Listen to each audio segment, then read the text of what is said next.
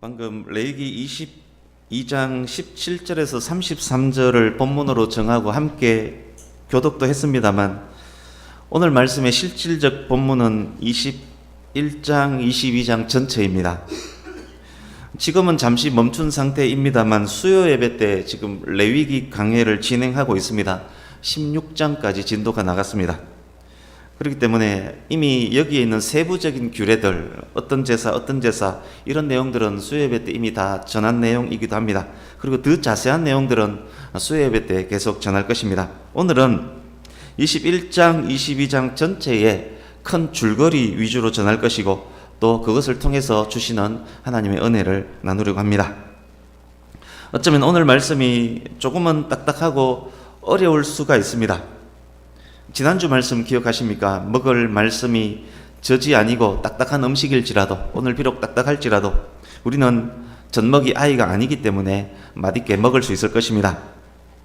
여러분의 신앙 경력도 꽤 되셨기 때문에, 그리고 교회도 7살이 지났기 때문에, 그리고 젖은 이미 충분히 먹었기 때문에 이제 이후로는 복음의 바탕 위에서 딱딱한 음식도 종종 제공하려고 합니다. 어떤 분은 신앙의 상태가 4살이라서 하나님 아버지께서 10번 불러도 못 들은 척하고 있을지라도, 또 영적으로 중2의 상태라서 하나님께 까칠하게 반응하고 있을지라도 딱딱한 말씀을 받을 수 있다는 것은 성장하고 있다는 것이고, 또 더 크게 성장할 것이라는 말입니다. 어떤 목사님이 이런 말씀을 하셨습니다. 말씀을 준비하면서 기도하고 본문을 정해서 말씀을 준비하고 보니까 준비되고 있는 그 말씀이 그 교회 성도 어느 성도에게 포커스를 딱 맞춘 것처럼 그런 말씀이 되어버렸답니다.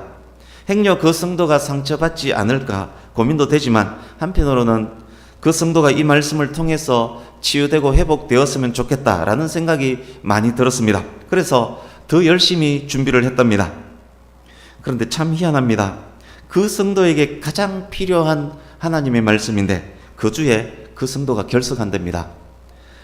또 다른 목사님이 이런 말씀도 하셨습니다. 열심히 말씀을 전하다가 혹시나 이 말씀으로 저 성도가 상처받지 않을까 살짝 염려가 되었답니다. 그렇지만 이 말씀을 통해서 그 성도가 회복되고 깨닫기 바라는 마음으로 더 힘있게 전한답니다. 그런데 참 희한합니다. 힘있게 전하면서 상처받을까 염려되었던 그 성도를 한번 딱 쳐다보면 비몽사몽 졸고 있답니다. 말씀의 씨앗은 열심히 뿌려지지만 길가와 같은 심령이라 잽싸게 새가 와서 먹어버리는 것입니다. 비슷한 경험을 저도 종종 합니다. 경험할 때마다 그 이야기를 할 수는 없지만 그게 정말 그렇구나 그런 생각을 합니다. 사탄의 공격은 그렇게 철저하게 맞춤식입니다. 그 말씀을 받아서 그 성도가 회복되고 치유되는 것을 원하지 않기 때문에 사탄은 그렇게 공격하는 것입니다. 삶 전체 분야에서도 마찬가지입니다. 사탄의 공격은 철저히 개별 맞춤식입니다. 돈 앞에서 하나님이고 교회고 뭐고 무장해버릴 사람에게는 꼭 돈과 관련된 건으로 공격을 합니다. 명예, 권력, 가족, 자녀 앞에서 무장해제될 사람에게는 그것과 관련된 건으로 공격을 합니다. 교만, 열등감, 피해의식 등이 남다른 사람에게는 꼭 그것을 건드려서 공격을 합니다. 우리에게는 이것을 분별하는 지혜가 그래서 더욱 필요합니다. 그래서 우리는 늘 분별의 지혜를 하나님께 구해야 합니다. 분별의 능력은 말씀과 기도, 예배 생활에서 나옵니다. 그러기에 오늘 말씀을 듣다가 행여 졸리면, 행여 잡생각이 나거든, 행여 나도 모르게 스마트폰으로 자꾸 손이 가거들랑, 이 말씀은 나의 유익을 위해서 특별히 나에게 주시는 말씀이구나. 사탄이 내가 이 말씀 듣고 회복되는 것을 싫어하는구나. 그렇게 생각하시고 졸지도 마시고 딴 생각, 다른 행동도 마시고 마음밭을 옥토로 만들어 말씀에 더욱 집중할 수 있기를 바랍니다. 말씀에 집중하는 예배가 반복되면 삶의 100배, 60배, 30배의 결실로 채워질 것입니다. 그것이 성경 말씀이기도 합니다. 먼저 19장으로 가서 2절을 한번 읽어보겠습니다. 레위기 19장 2절.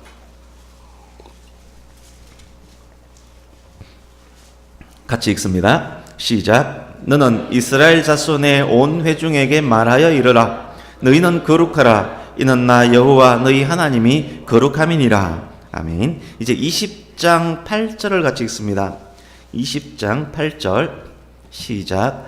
너희는 내 규례를 지켜 행하라. 나는 너희를 거룩하게 하는 여호와이니라. 아멘. 이제 20장 26절 시작. 너희는 나에게 거룩할지어다. 이는 나 여호와가 거룩하고 내가 또 너희를 나의 소유로 삼으려고 너희를 만민 중에서 구별하였음이니라. 아멘. 방금 읽었던 말씀이 포함된 19장 20장은 하나님께서 택하신 백성 이스라엘 백성 전체가 지켜야 할 강령입니다. 이스라엘이 하나님의 명령을 지켜야만 하는 가장 중요한 이유는 하나님께서 거룩한 분이기 때문에 이스라엘이 규례를 지킴으로 하나님의 거룩을 닮아가야 하기 때문에 그렇습니다. 19장 20장이 이스라엘 전체를 향한 말씀이었다면 21장 22장은 이스라엘 백성들 중에서도 구별된 사람, 즉 제사장에게 한 말씀입니다. 제사장이 지켜야만 하는 규례에 대한 기록인 21장 22장에서 6번이나 반복되는 표현이 있습니다. 반복되는 이유는 중요하기 때문입니다. 반복된 그 내용이 곧 그 단락의 주제입니다. 21장 8절 뒷부분을 한번 보십시오. 21장 8절 뒷부분, 너희를 거룩하게 하는 나 여호와는 거룩함이니라. 이제 21장 15절 23절도 눈으로 읽어보십시오. 지금 반복되는 것을 말씀드리고 있는 중입니다. 21장 15절 23절 그리고 22장 9절 16절 32절 너희를 거룩하게 하는 나 여호와는 거룩함이니라. 이 말씀이 반복되고 있습니다. 19장과 20장이 이스라엘 백성 전체를 향한 거룩의 요구였고 중요하기에 3번 반복되었습니다. 동일한 거룩의 요구가 제사장을 향한 말씀 21장 22장에서는 6번이나 반복되었습니다. 이스라엘 백성 전체에 요구되는 거룩보다 제사장들에게 요구되는 거룩이 더 크기 때문일 것입니다. 제사장들은 고대 이스라엘에서 절대적 지도권을 가졌습니다. 일반 백성들보다 하나님께 더 가까운 곳에 있었던 사람들입니다. 이스라엘 전체에게 요구되었던 거룩이 제사장에게는 당연히 요구됩니다. 이스라엘 전체에 대해서는 요구되지 않았던 더 강하고 정밀한 거룩까지 제사장들에게는 요구가 됩니다. 21장 22장의 주제는 그래서 6번 반복되었던 제사장에 대한 거룩의 요구입니다. 이제 21장 22장 내용 전체를 개략적으로 한번 확인해 보겠습니다. 먼저 21장 1절에서 4절을 한번 보십시오. 눈으로 보시면서 들으시면 됩니다. 21장 1절에서 4절. 제사장은 사람의 시체를 만질 수 없었습니다. 죽음은 죄의 결과이고 오염력이 가장 강한 부정한 것, 그것이 죽음이 그것으로 여겨졌기 때문일 것입니다. 그렇지만 제사장이 자기 가족의 시체는 만질 수 있었습니다. 자기 가족의 장례는 치를 수 있었다는 말입니다. 누가복음 10장에 보면 예수께서 선한 사마리아인 비유를 말씀하시는데 그 이야기 속 제사장과 레위인이 강도 만나서 거의 죽어 있는 사람을 지나쳤던 가장 큰 이유, 이 본문 말씀과 관계됩니다. 그 사람을 시체로 여겼거나 곧 시체가 될 사람으로 여겼기 때문에 손을 대지 않은 것, 그것이 가장 큰 이유일 것입니다. 이제 11절 보십시오. 조금 전에 제사장은 가족의 장례를 치를 수는 있었다라고 말씀을 드렸습니다. 그러나 제사장 말고 대제사장은 부모의 시체조차도 만질 수 없었습니다. 대제사장은 성경에는 나오지 않지만 대제사장은 아마 아내의 장례만 치를 수 있었을 것입니다. 제사장은 갈 수 없었던 지성 속까지 가는 사람이었기 때문일 것입니다.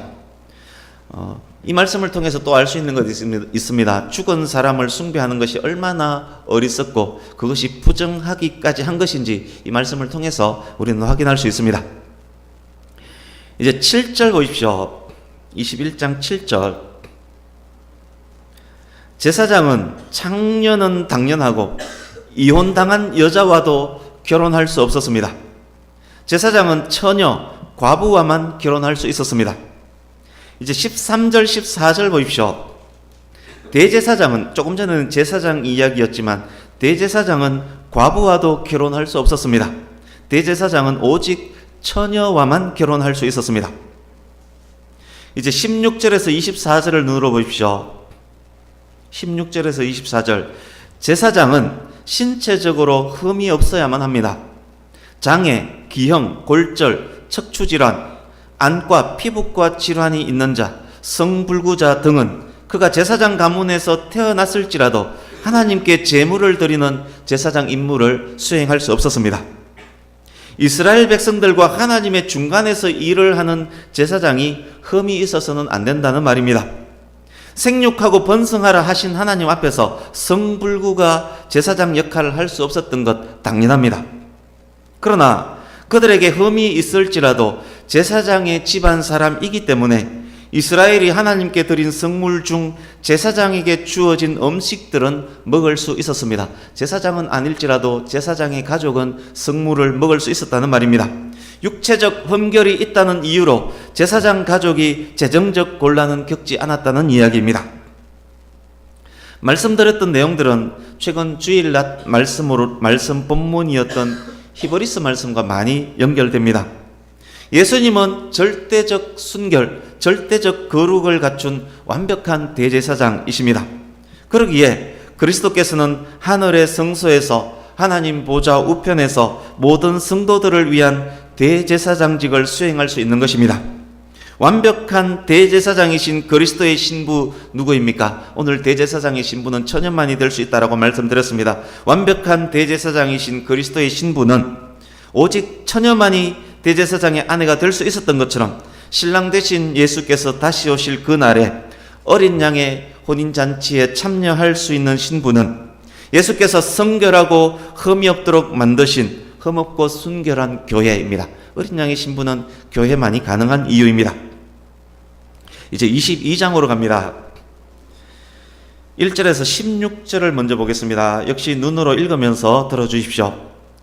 여기에 있는 규례, 본문 속에 있는 규례들이 오늘날 교회 제도에도 많이 반영되어 있음을 생각하면서 듣는다면 아마 더 흥미가 있을 것입니다. 제사장들은 매사에 거룩한 것과 거룩하지 않은 것들, 정결한 것과 정결치 못한 것들을 철저히 분리해야만 했습니다. 부정한 것들은 거룩의 영역으로 절대 가져올 수가 없었습니다. 부정한 상태에서는 자기에게 주어진 성물도 먹을 수 없었습니다. 10절에서 13절 보십시오. 일반인들은 정한 상태일지라도 제사장에게 주어진 성물을 먹을 수 없었지만 일반인들은 정한 상태일지라도 제사장의 성물은 먹을 수 없었지만 제사장의 가족들은 먹을 수 있다라고 말씀을 드렸습니다. 제사장의 가족이 아닌지 애매한 상태가 있을 수 있기에 여기에 세부 규정이 주어집니다. 제사장의 딸이 일반인에게 시집 갔다면 제사장에게 주어진 성물을 먹을 수 없었습니다. 과부가 되어서 이혼해서 친정으로 돌아온다면 제사장의 가족으로 여겨져서 제사장에게 주어진 성물을 먹을 수 있었습니다. 이제 14절 보십시오. 아무리 제사장이 먹을 수 있는 성물일지라도 아무 생각 없이 먹거나 함부로 남용해서는 안 됩니다. 만약 그랬을 시 실수로 남용한 그 분량의 20%를 더해서 변상해야만 했습니다. 이제 오늘 함께 읽었던 본문 17절에서 33절로 갑니다. 역시 눈으로 잘 읽으면서 들으셔야 합니다. 여기의 내용은 여호와께서 기뻐 받으시는 제물에 대한 내용입니다. 제물로 드릴 짐승은 흠이 없어야만 합니다. 흠이 있다는 것이 구체적으로 어떤 것을 의미합니까? 22절 보십시오. 눈 먼 것, 다리 저는 것, 어떤 부위가 잘린 것, 고름이 나는 것, 오미나 종기가 있는 것, 이런 것은 안 됩니다. 24절, 25절 보십시오. 성적 기능에 약간의 문제가 있어서도 제물이 될 수 없습니다. 외국에서 수입해서 온 것일지라도 흠이 있는 것은 하나님께 드릴 수 없었습니다. 성적 능력은 창조 질서의 중요 요소 중 하나입니다. 사람이나 짐승이나 이 땅에서 생육하고 번성하는 것은 중요한 하나님의 명령입니다. 그런데 요즘 보시면 그 교회의 젊은 청년들, 학생들 중에 나는 애기 안 낳는다 이런 말을 함부로 막 하는 사람 굉장히 많습니다. 그것은 하나님의 명령과 전혀 다른 행태입니다. 최근에 어제입니까? 서울시청에 동성애 축제 벌이고 난리가 나지 않았습니까? 그러면서 팻말 들고 있는 것을 보면 하나님은 사랑입니다. 이런 팻말을 들고 있습니다. 전혀 모르고 있는 이야기입니다. 하나님은 사랑이지만 하나님은 거룩하신 하나님입니다. 거룩을 무시한 사랑은 있을 수 없습니다. 하나님의 질서를 위배하는 것은 하나님의 뜻이 아닙니다. 마찬가지입니다. 여기에 성적 기능이 계속 강조되고 있는 것은 하나님께서는 생육하고 번성하라라고 명령하셨기 때문에 그렇습니다. 하나님께 드려지는 제물, 죄속함을 받기 위한 희생의 제물, 하나님과 화목하기 위해 드려지는 화목제물, 제물이 되기 위한 필수 조건은 온전함입니다. 여기에 계속 말씀되고 있는 것이 바로 온전함입니다. 높은 사람에게 무엇을 주더라도 좋은 것 구별해서 주는데 하나님께 드리는 제물에 최상의 온전함이 있어야 한다는 것 지극히 당연합니다. 예수님만이 인류의 죄를 대속할 제물이 될 수 있었던 이유 역시 이것과 관련됩니다. 예수님만이 흠없는 제물이시기 때문에 온전하고 완전하고 영원한 효력이 있는 제사를 드릴 수 있습니다. 예수님 외에 그 무엇을 통해서도 죄속함을 얻을 수 없는 이유입니다. 역시 히브리서 말씀과 연결됩니다. 이제 31절, 32절 보십시오. 이것은 지켜 행해야 할 하나님의 명령입니다. 이 명령을 지켜 행하는 것은 하나님의 거룩, 이스라엘의 거룩과 직결됩니다. 33절 보십시오. 거룩은 하나님 백성의 필수 요소입니다.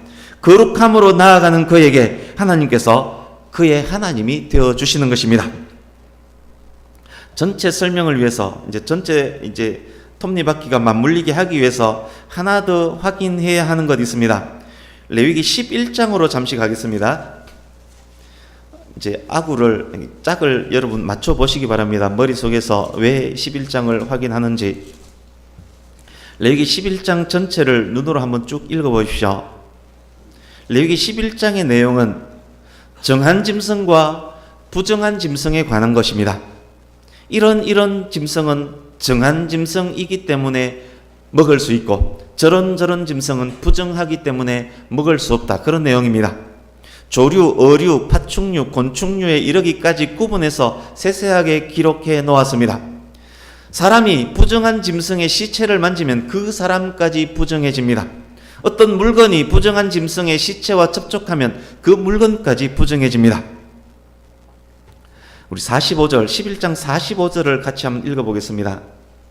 11장 45절 시작. 나는 너희의 하나님이 되려고 너희를 애굽 땅에서 인도하여 낸 여호와라. 내가 거룩하니 너희도 거룩할지어다. 아멘. 이스라엘 백성들에게 부정한 짐승으로 인해 부정하여지지 않도록 주의를 주면서 하신 말씀이 아까도 확인했던 내가 거룩하니 너희도 거룩하라. 거룩한 자가 나를 나의 하나님이라 부를 수 있다. 그렇게 말씀하고 계십니다. 이제 지금까지 말씀드렸던 내용들을 하나씩 연결지어서 기어바퀴를 맞물리도록 해보겠습니다. 이 말씀들이 오늘날 교회와 성도들에게, 저와 여러분들에게 어떻게 적용이 되는지, 이 말씀이 이 시간 나에게 무엇을 명령하시는지도 깊이 생각하시면서 순종의 다짐을 하시면서 들으시기 바랍니다. 오늘 전체 말씀을 통해서 우리가 알 수 있는 것이 있습니다. 하나님께서는 사람을 차별하신다는 것입니다. 나쁜 의미의 차별이 아닙니다. 차별의 기준이 무엇입니까? 돈도 지위도 학력도 아닙니다. 하나님의 차별 기준은 거룩입니다. 거룩은 레위기 전체의 핵심 주제일 뿐만 아니라 성경 전체의 핵심 주제이기도 합니다. 오늘 말씀의 핵심도 거룩입니다. 하나님께서 이스라엘을 선택하시고 저와 여러분을 선택해서 구원하신 것은 거룩과 관련이 있습니다. 하나님께서 거룩하시기에 거룩한 사람들만이 하나님의 백성으로 여김받을 수 있는 것입니다. 성경에 나타난 인류의 역사, 그 인류의 역사는 역시 거룩의 역사입니다.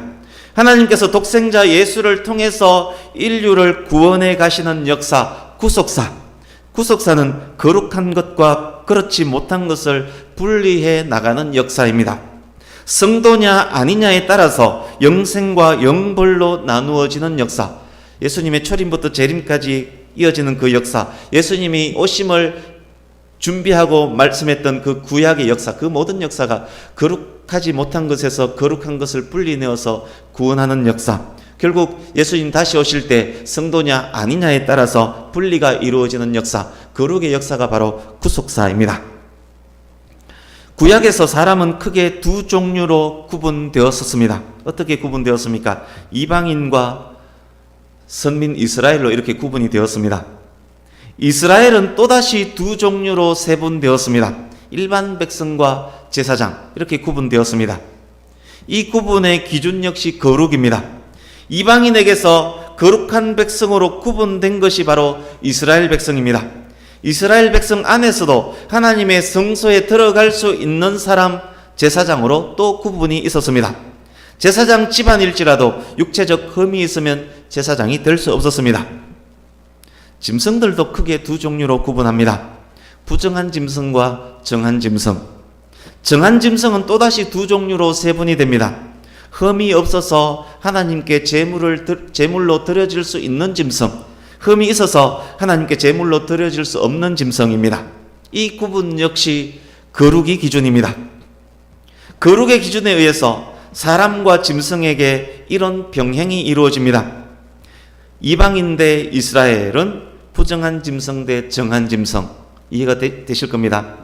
이스라엘 대 제사장은 제물로 드려질 수 없는 짐승, 제물로 드릴 수 있는 짐승, 이런 병행이 지금까지 쭉 말씀드렸던 그 안에 이런 병행이 있습니다. 이제 이 구분이 신약 안에서 어떻게 연결되고 적용되는지 확인하겠습니다. 오늘 말씀이 좀 딱딱하기 때문에 아까 처음에 시작할 때 졸지 마십시오, 딴짓하지 마십시오 막 말씀드린 겁니다. 더 집중할 수 있기 바랍니다. 이것은 우유가 아니고 좀 딱딱한 말씀입니다. 우리 말씀 두 것을 함께 읽으려고 합니다. 주보 오른쪽 하단에 먼저 누가복음 14장 21절을 먼저 읽습니다. 누가복음 14장 21절 같이 읽습니다. 시작. 종이 돌아와 주인에게 고하니 이에 집주인이 노하여 그 종에게 이르되 빨리 시내의 거리와 골목으로 나가서 가난한 자들과 몸 불편한 자들과 맹인들과 저는 자들을 데려오라 하니라. 아멘. 예수께서 비유로 말씀하신 것 중 한 구절입니다. 초청받았던 사람이 잔치에 오지 않았습니다. 잔치 자리에 사람이 없으면 그것은 잔치가 아닙니다. 합당하지 않았던 사람들까지 이제 초청됩니다. 맹인, 장애인, 성불구자, 이사야에서 보면 성불구자까지 초청되었음이 기록되어 있습니다. 맹인, 장애인, 성불구자까지 잔치에 초청됩니다. 이스라엘이 복음을 거부하자 복음이 이방인에게 전해지고 이방인들이 하나님의 백성이 되고 있는 장면입니다. 신약 시대에는 그래서 유대인과 이방인의 구분이 없어집니다.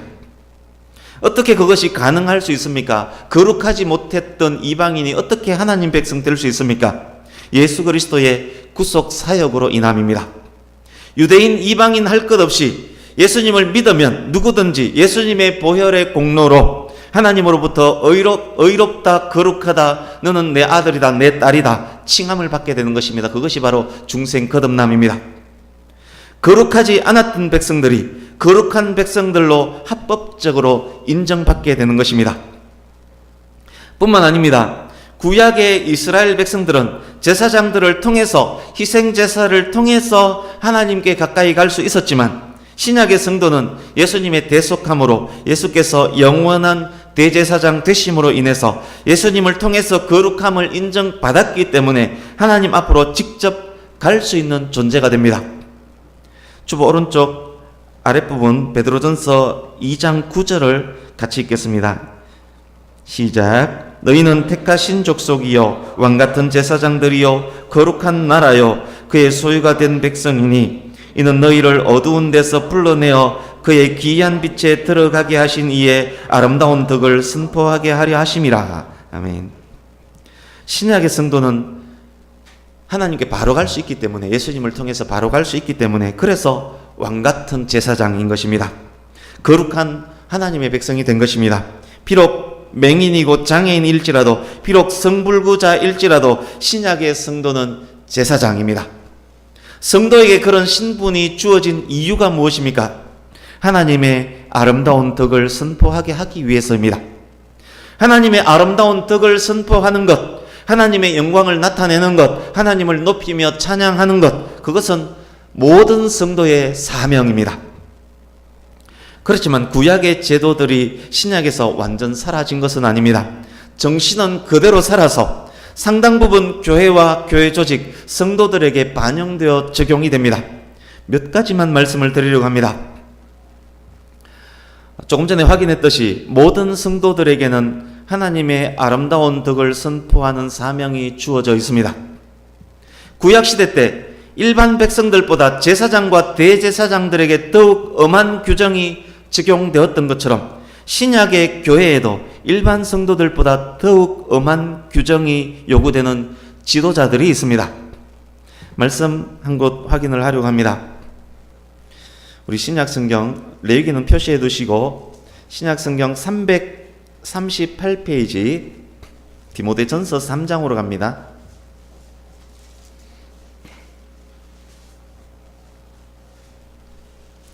디모데전서 3장 8절에서 13절을 교독하려고 합니다. 디모데전서 3장 말씀도 책갈피 표시해 두셔야 합니다. 디모데전서 3장 8절에서 13절을 교독하겠습니다. 8절 제가 먼저 읽습니다. 이와 같이 집사들도 정중하고 일구이연을 하지 아니하고 술에 인박히지 아니하고 더러운 일을 탐하지 아니하고 이에 이 사람들을 먼저 시험하여 보고 그 후에 책망할 것이 없으면 집사의 직분을 맡게 할 것이요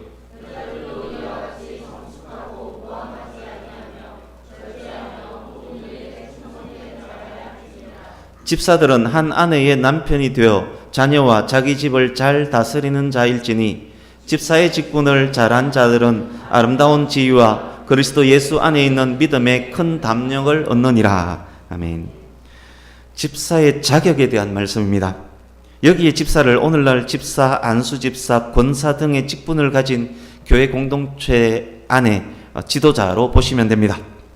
일반 성도는 하나님의 아름다운 덕을 선포하는 삶을 힘써 노력하는 자들이지만 두루뭉실하게 그 목적을 향해 가는 사람들이지만 성도의 지도자격인 집사에게는 그 위에 더 엄한 요구가 주어집니다.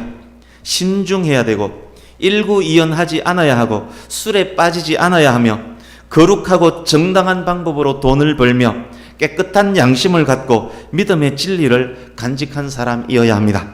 한 아내의 남편으로 가정을 잘 다스리는 자여야 합니다. 11절 보십시오. 여자들도 이와 같이, 여기에 여자들은 집사들의 아내를 일컫는 말입니다. 집사의 배우자들도 집사감이 되어야 한다는 그런 말입니다. 이제 2절에서 7절 디모데전서 3장 2절에서 7절을 교독하겠습니다. 2절에서 7절 2절 제가 먼저 읽습니다. 그러므로 감독은 책망할 것이 없으며 한 아내의 남편이 되며 절제하며 신중하며 단정하며 나그네를 대접하며 가르치기를 잘하며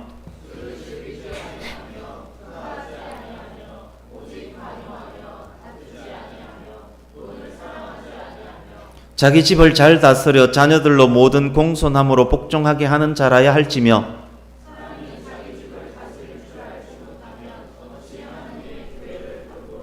새로 입교한 자도 말지니 교만하여져서 마귀를 정죄하는 그 정죄에 빠질까 하며 또한 외인에게도 선한 증거를 얻은 자라야 할지니 비방과 마귀의 올무에 빠질까 염려하라. 아멘. 제사장과 대제사장 구분이 있었던 것처럼 집사와 감독들의 구분이 여기에 있습니다. 여기 읽었던 말씀은 감독의 자격에 대한 말씀입니다. 여기에 감독은 오늘날 장로, 전도사, 목사로 보시면 됩니다. 집사의 자격보다 더욱 엄해졌습니다. 돈을 사랑하는 사람, 가정에 문제가 있는 사람, 인격에 문제가 있는 사람, 신앙 경력이 너무도 짧은 사람, 세상 사람들에게 욕 듣는 사람, 이런 사람들은 자격이 안 됩니다. 여러분은 어떻습니까? 우리는 과연 집사, 권사, 장로, 교역자의 자격을 갖추고 있습니까? 오늘날 한국교회 실패의 원인 중 하나가 여기에 있습니다. 교회 지도자 직분이 성경 기준에 의해서가 아니라 돈, 명예, 권력, 나이 기준에 의해서 막 주어지니 집사가 집사답지 못하고 장로가 장로답지 못하고 목회자가 목회자답지 못합니다. 술집에서, 룸사롱에서, 도박장에서, 가정폭력범이 모인 곳에서, 사기꾼들 집단에서, 교도소에서, 심지어 점집에서 집사님, 장로님 부르면 돌아보는 사람이 엄청 많습니다. 상당수가 깜짝 놀라면서 고개를 획 돌리면서 쳐다본다고 합니다. 그리고 구역예배 마치고 집사들이 모여서 나이트클럽 가서 춤추고 이런 곳이 얼마나 많은지 모릅니다. 성도가 성도답고 집사가 집사답고 점집에도 그렇게 많이 간답니다. 이게 어떻게 된 일인지 모르겠습니다. 성도가 성도답고 집사가 집사답고 장로가 장로답다면, 왕같은 제사장들이 정말 왕같은 제사장들처럼 산다면 그들 삶에, 그리고 교회, 그리고 사회에 어떤 변화가 있겠습니까? 오늘 본문 레위기 22장, 디모데전서는 표시해 두시고 레위기 22장 17절에서 33절을 다시 보겠습니다. 레위기 22장 17절에서 33절을 눈으로 읽으면서 들어주십시오. 만약 성도가 성도답게, 장로가 장로답게, 목회자가 목회자답게 산다면 그들의 삶은 더욱 온전해질 것이고 돈을 거룩한 방법으로 벌 것입니다. 그래야만 거룩하고 온전한 예물을 하나님께 드릴 수 있기 때문입니다. 거룩하게 번 돈을 거룩하게 먼저 구별해서 감사와 기쁨으로 예물을 드릴 것입니다. 온전한 예물은 온전한 삶의 결과가 될 것입니다. 헌금하면 복받는다는 이야기를 많이 들었을 것입니다. 그러나 모든 헌금이 복받게 만드는 것 아닙니다. 복받는 헌금은 하나님의 기쁨이 되는 예물을 드릴 때입니다. 중요한 것은 예물 속에 있는 온전함, 예물 속에 있는 마음입니다. 1억을 봉헌하더라도 복 못 받을 수 있지만 1,000원을 드려도 온전함이 있으면 그것이 복이 됩니다. 거룩한 방법으로 열심히 벌어서 즐거운 마음으로 먼저 구별해서 하나님께 드릴 때 그 예물이 하나님의 기쁨이 됩니다. 하나만 더 말씀드리겠습니다. 오늘 조금 깁니다만 한 5분 정도 더 길 겁니다. 작년 어느 주일학교 예배 때 우리 교회 막내, 당시 초등학교 2학년인 선우가 봉헌 시간에 제게 물었습니다. 목사님, 이 헌금 어디에 써요? 이렇게 물었습니다. 선우에게 1,000원, 2,000원은 매우 큰 돈입니다. 이유 없이 목사님이 자기 돈을 가져가는 것 같았을 것입니다. 아까운 마음도 있었을 것입니다. 줄 땐 주더라도 줘야 하는 이유 알고 싶었을 것입니다. 선우가 알 수 있을 만큼만 설명해 줬습니다. 이 돈은 목사님이 갖고 가는 거 아니다. 이 돈은 우리를 구원하신 하나님께 감사합니다, 사랑합니다 하는 마음의 표시다. 하나님은 이 돈 없어도 우주 최고의 부자다. 이 돈 없다고 하나님이 어려움 겪는 것 아니다. 그러나 선우가 기쁨으로 봉헌할 때 하나님은 선우가 나를 사랑하는구나 그렇게 생각하시며 기뻐하신다. 이 돈이 어디에 써 있는지 궁금하지? 이 돈으로 교회에서 밥도 하고 교회 전기요금도 내고 주일학교 간식도 산다. 돈이 많으면 가난한 사람도 돕는다. 선우가 하나님께 드린 예물이 그렇게 귀한 곳에 사용된다. 이렇게 설명을 해줬습니다. 그 이후 선우는 한 번도 헌금에 대해서 묻지 않았습니다. 오히려 더욱 열심으로 더욱 기쁨으로 헌금합니다. 제가 나름대로 장담하기는 우리 교회 많은 성도님 중에 가장 온전한 예물을 선우가 드리고 있지 않는가 그런 생각을 합니다. 선우에게 설명하지 못했던 것도 있습니다. 오늘 본문과 연결해서 선우에게 설명하지 못했던 부분을 조금 더 설명하겠습니다. 디모데전서 5장으로 가겠습니다. 디모데전서 아까 3장에 표시를 해뒀을 것입니다. 오늘 구약의 말씀과 연결해서 이해를 하셔야 합니다. 디모데전서 5장 17절 18절 같이 읽어보겠습니다.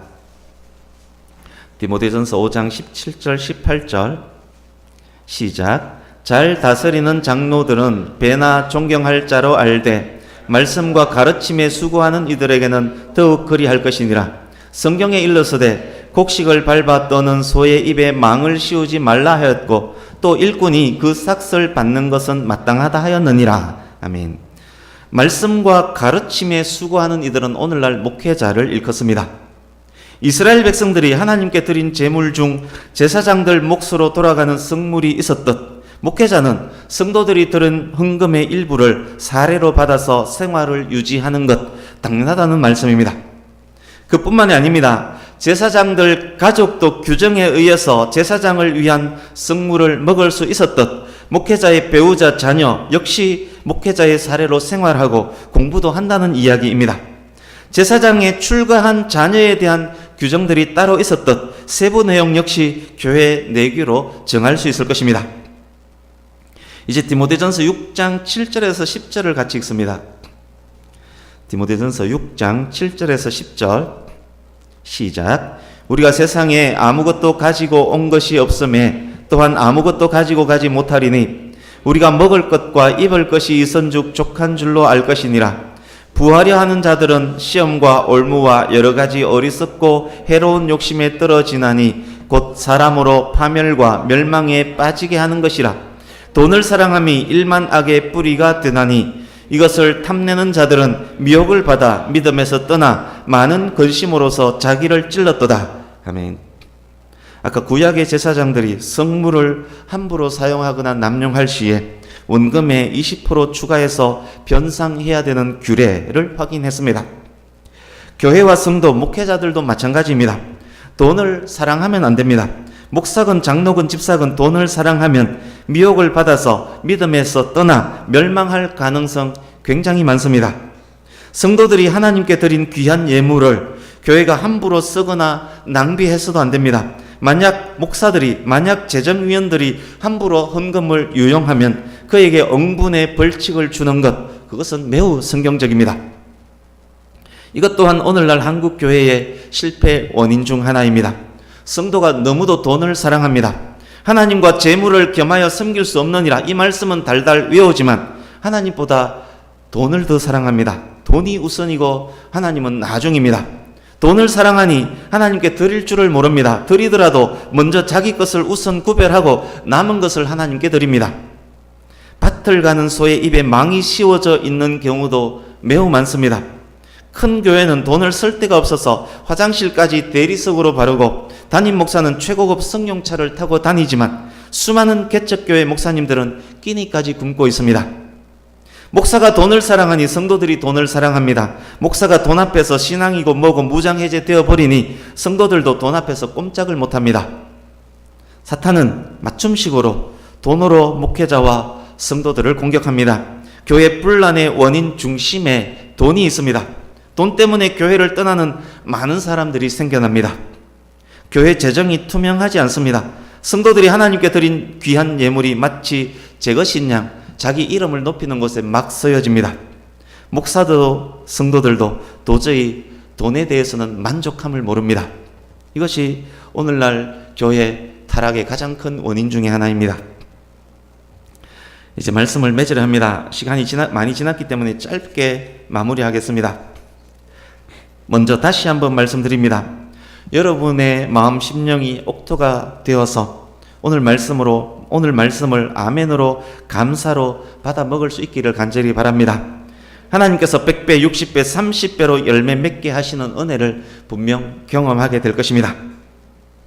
우리 백양교회가, 그리고 백양교회의 교역자가, 백양교회의 모든 성도님들이 더욱 거룩한 성도로, 더욱 온전한 성도로 나날이 변화되어 가기를 간절히 바랍니다.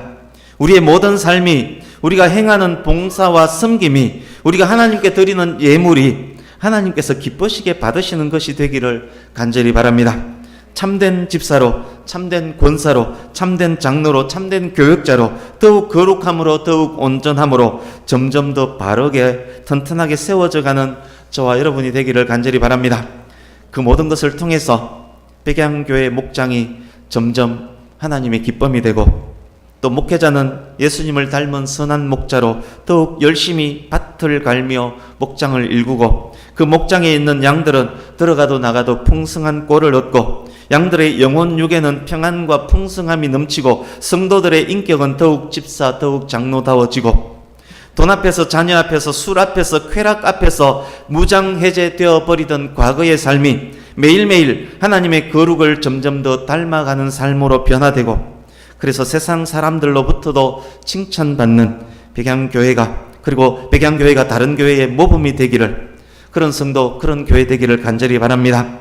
밭 가는 소의 입에는 항상 먹을 것이 있고, 밭은 관양동에서 안양 전체 지역으로 점점 더 확장되어져 가고, 하나님께서는 우리를 통해 더욱 영광 받으시는 부흥 성장하는 교회, 하나님을 감동시키고 세상을 변화시키는 성도, 아름답고 복된 성도의 가정과 가문, 그런 귀하고 복된 일들이 우리 백양교회의, 백양교회 모든 성도들의 삶에 늘 있기를 예수님 이름으로 축복합니다. 성도라는 이름을 가진 우리에게 거룩함은 항상 답이 됨을 늘 기억하며 사시기를 간절히 바랍니다. 아멘. 기도하겠습니다.